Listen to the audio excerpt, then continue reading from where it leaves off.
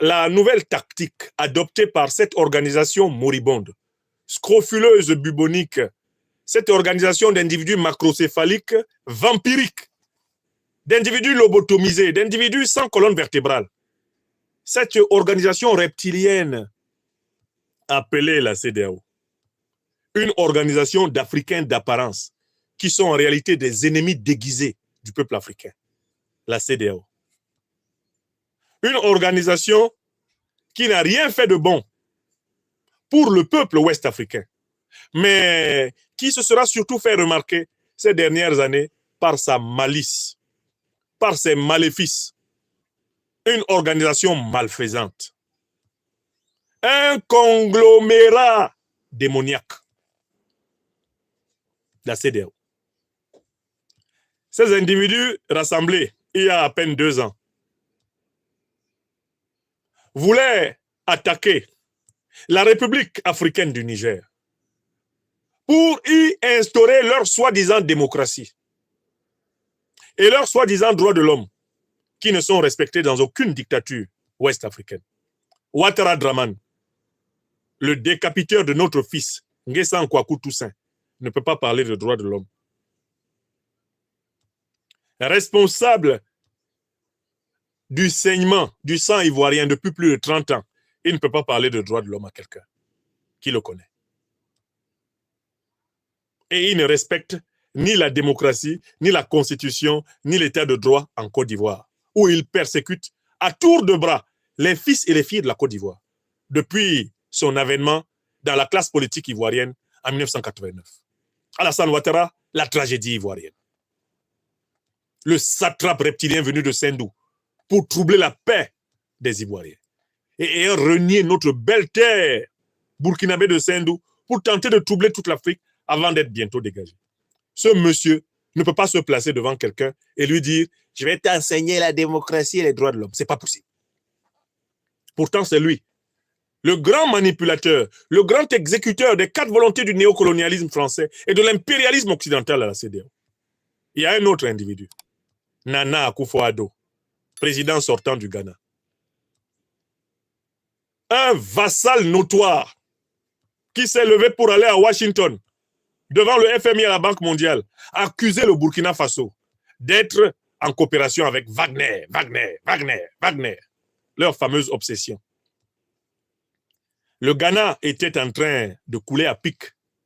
Le Ghana était en train de s'enfoncer dans les marécages de la faillite financière. Nana Akufo-Addo, armé de sa corbeille de mendiants, se rendit à Washington en pensant qu'en vendant des Africains, il pourrait obtenir qu'on lui lance quelques pièces misérables dans sa sébile. Il y alla accuser le Burkina Faso d'être devenu une base russe. Il y alla accuser le Burkina Faso de pactiser avec les mercenaires de Wagner. Nana Akufo-Addo revint de son expédition à Washington avec $0. Tellement qu'il avait été bas, les Américains refusèrent de l'aider à sauver le Ghana. De retour à Accra, monsieur organisa la surtaxe des compagnies d'extraction d'or de son pays pour pouvoir ne serait-ce que donner à l'État ghanéen de quoi payer ses fonctionnaires. Et il recommença à flatter tout naturellement le Burkina Faso, le Niger et le Mali au motif qu'il avait été mal compris. Prenons Embalo, le plus nul des présidents de la CEDEAO, le plus nul des présidents que la CEDEAO ait jamais eu. L'homme qui a prétendu qu'il allait monter une force anti-putsch, alors qu'il n'a même pas fini avec les coups d'État dans son pays, là, la Guinée-Bissau, où le coup d'État se mange littéralement comme on respire l'air. Où 1, 2, 3, les ministres sont cachés sous les chaises parce que ça tire à Bissau. Embalo dit qu'il va mettre en place une force anti-putsch pour attaquer le Mali, attaquer le Burkina et le Niger et y restaurer l'ordre de ses maîtres qui le déshabillent publiquement à Bissau, devant tout le monde. Incroyable. Même Embalo. Quelqu'un qui est indigne de s'asseoir sur le fauteuil d'Amilcar Cabral. Le patriote panafricaniste révolutionnaire du PAIGC. Le grand Amilcar Cabral, regardant Mbalo et ses manières éhontées, se retourne dans sa tombe. Comment est-il possible qu'un tel type s'asseye sur le fauteuil où je me suis assis? Voilà les gens de la CEDEAO. Les gens de la CEDEAO, c'est Tinubu, traînant toutes les casseroles d'affaires de commerce de cocaïne aux États-Unis et de fraude au diplôme. Traînant avec lui un gouvernement hautement corrompu, de voyous notoires qui ne sont même pas capables de laisser le Nigeria développer une autonomie en matière de raffinage de son propre pétrole, compliquant la vie à Dangote, qui aide pourtant le Nigeria à avoir enfin une capacité de raffinage locale, faisant que le Nigérian, qui bénéficie d'une terre hautement pétrolière, ne soit pas un mendiant à la pompe, comme il l'est encore.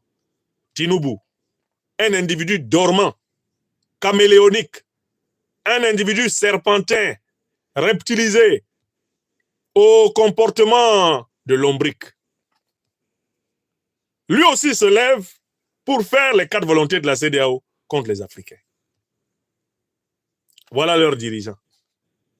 À la tête du Bénin, Patrice Talon, qui sera talonné jusqu'à son étalement, se dressant sur ses maigres jarrets pour menacer le Niger.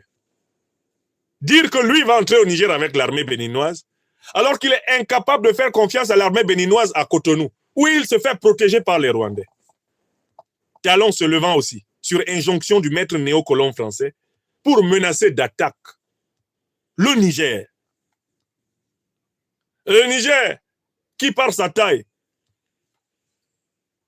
pourrait simplement ouvrir sa bouche comme ça, hein, et il avale l'armée de Talon. Il fait comme ça, hein. Talon vient avec son armée. Le Niger ferme la bouche, et il n'y a plus l'armée de Talon. Même Talon, obnubilé, même Talon, obnubilé par la CEDEAO. Même Talon obnubilé par la CEDEAO. Même Talon obnubilé par la CEDEAO aura tenté cela. J'essaie de bien relancer nos amis. Nos amis côté TikTok. Excusez-moi. Oh là là. Je vais bien relancer. Excusez-moi. Voilà. Talon se dressant sur ses mecs jarrets pour menacer le Niger.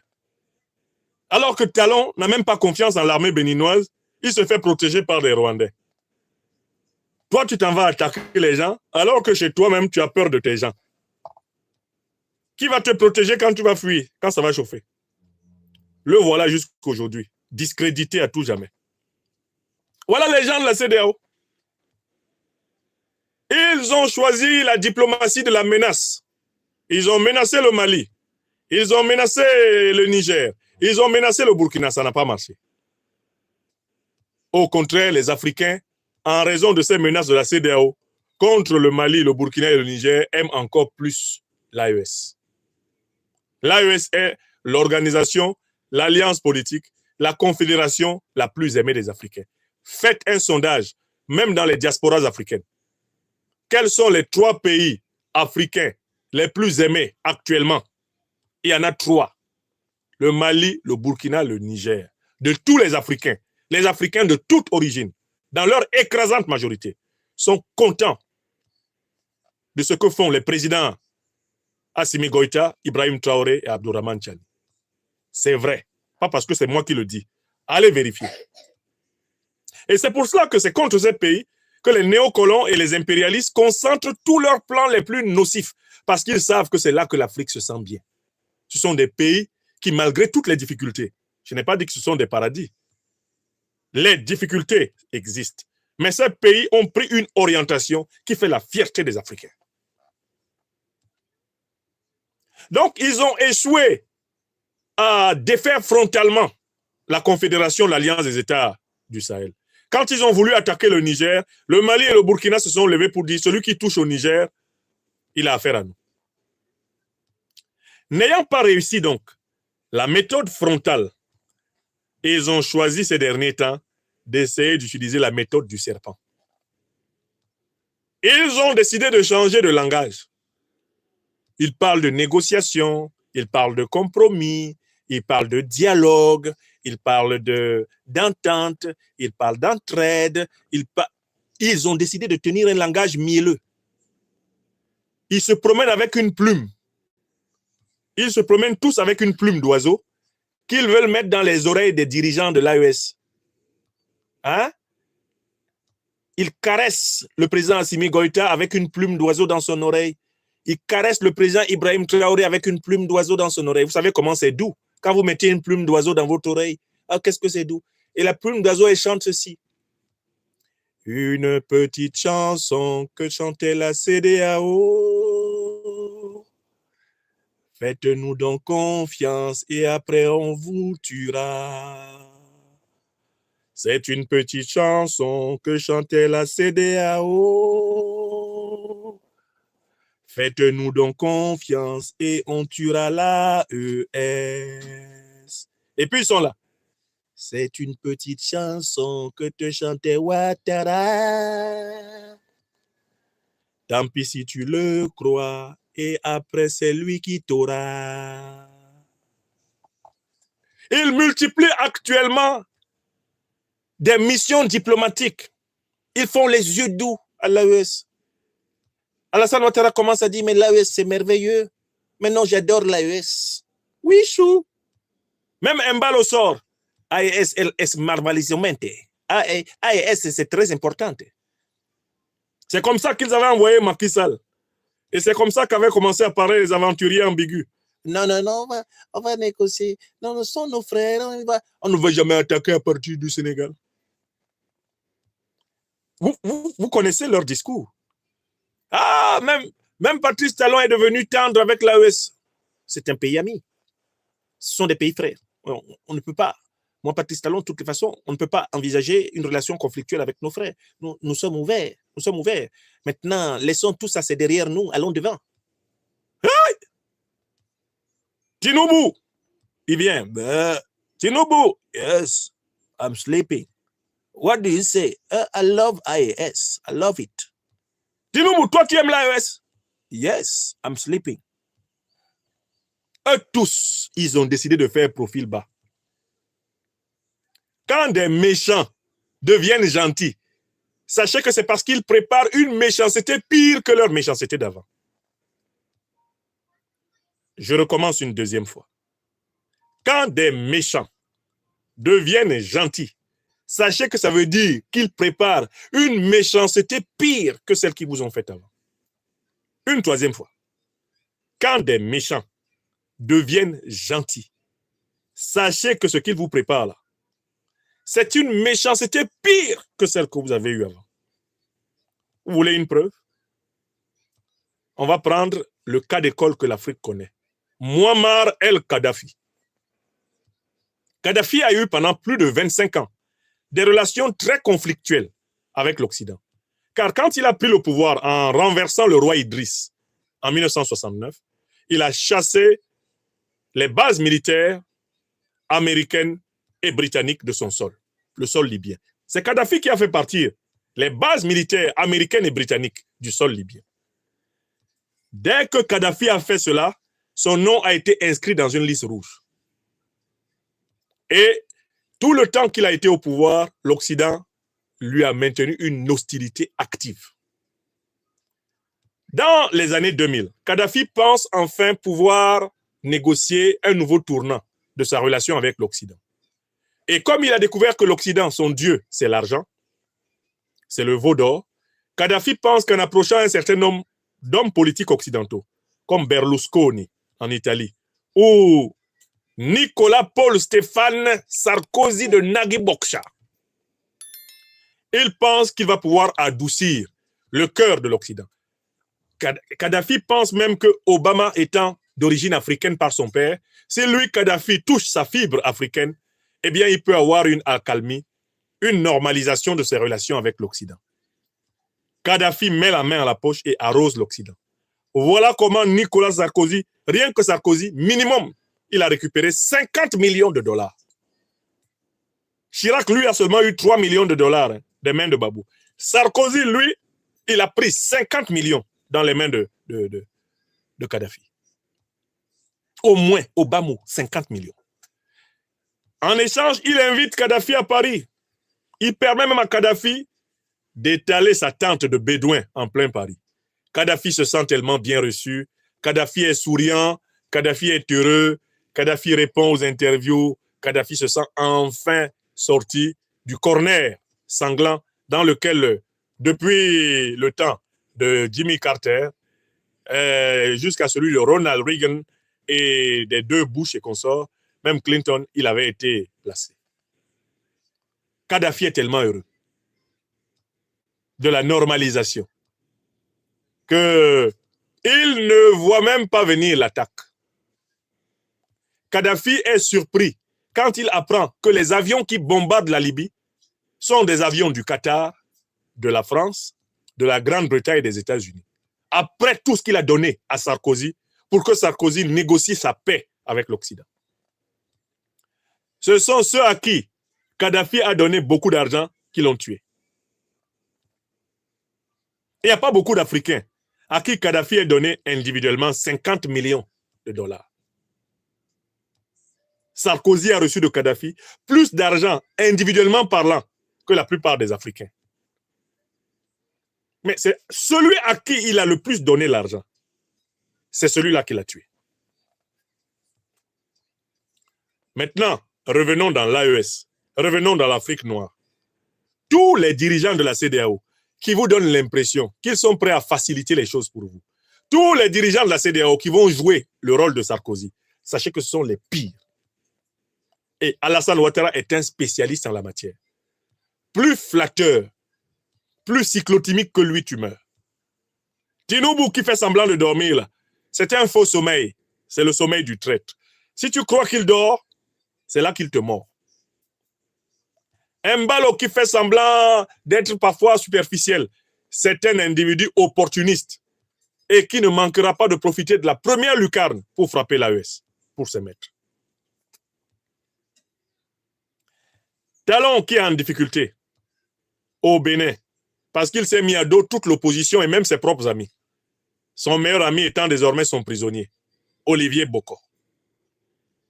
Ce n'est pas parce que Talon ne parle pas fort actuellement qu'il a changé. Son comme ça est que dès qu'il aura l'occasion,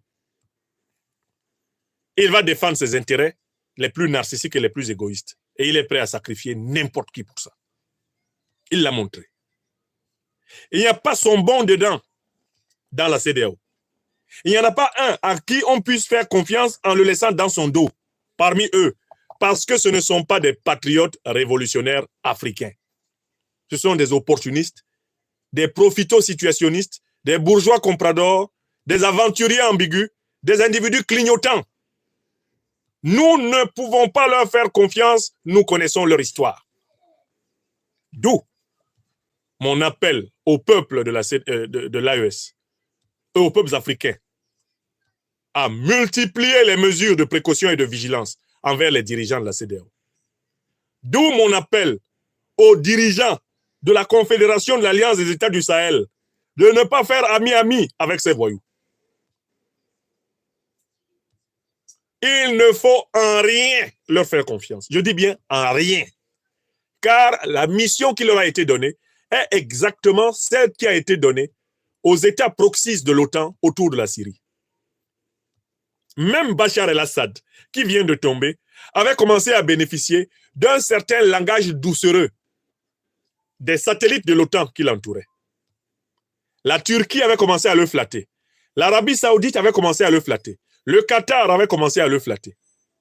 Les Émirats Arabes Unis, tout ce monde avait commencé à flatter Bachar el-Assad en lui disant « on peut s'entendre ».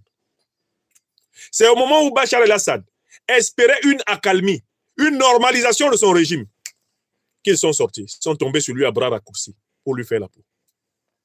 Vous avez vu ça, non? J'espère que vous savez que Bachar el-Assad avait entamé la normalisation du régime syrien. Et que cette normalisation, même la puissance française, qui a participé au bombardement contre la Syrie depuis l'origine, même la France de Macron lui avait promis la normalisation des rapports. C'est au moment où Bachar el-Assad a pu penser qu'il avait réussi à sortir du corner dans lequel on l'a placé, c'est ce moment qu'ils ont choisi pour le frapper. Parce que leur manière inimitable de s'asseoir, les néocolonialistes et les impérialistes, c'est d'endormir l'ennemi et de le frapper au moment où celui-ci entre en confiance. Quand tu commences à croire en eux, c'est là que tu es mort. C'est quand tu commences à croire en eux que tu es mort. Mort fini. Sur le plan politique. Car eux, ils ont un objectif. C'est le contrôle total du monde.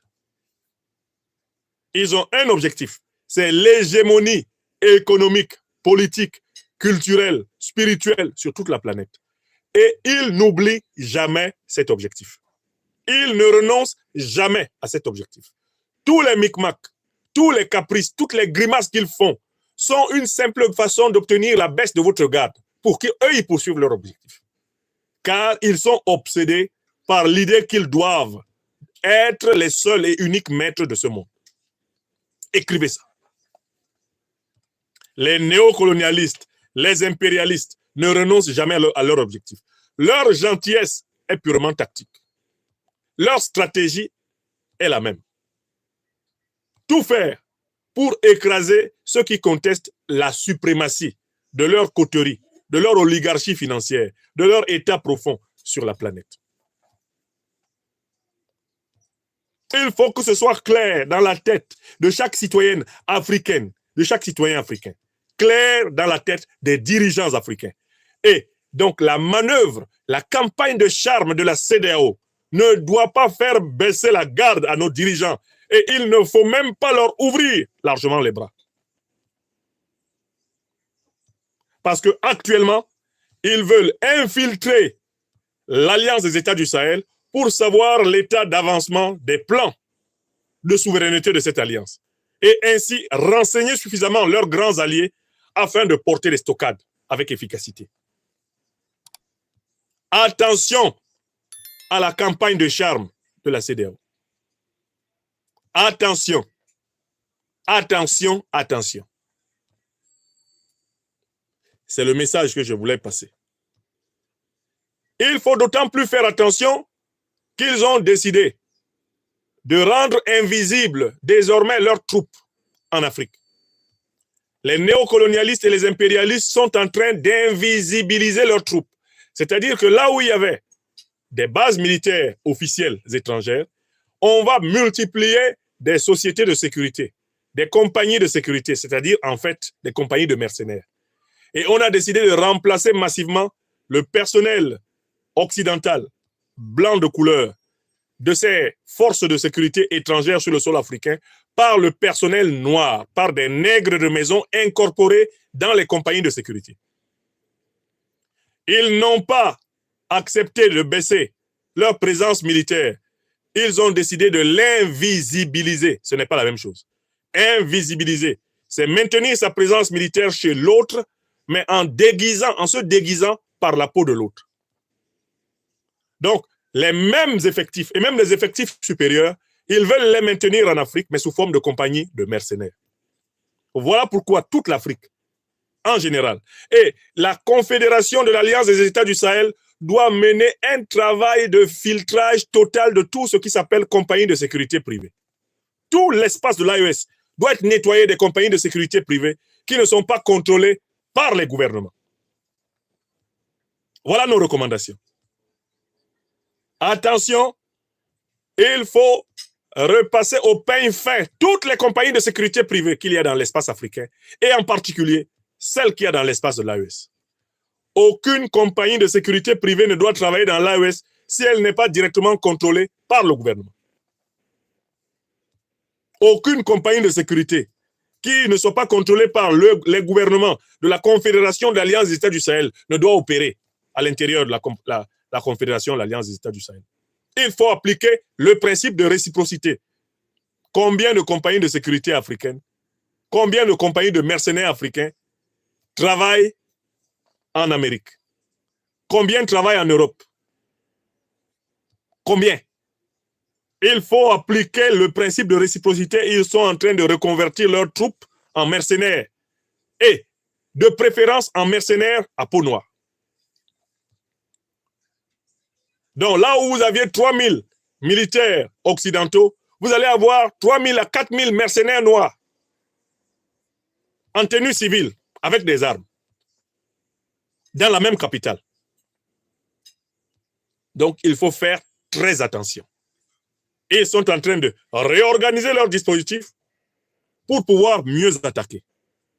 Gare, gare, gare à ceux qui vont penser qu'ils ont baissé les bras.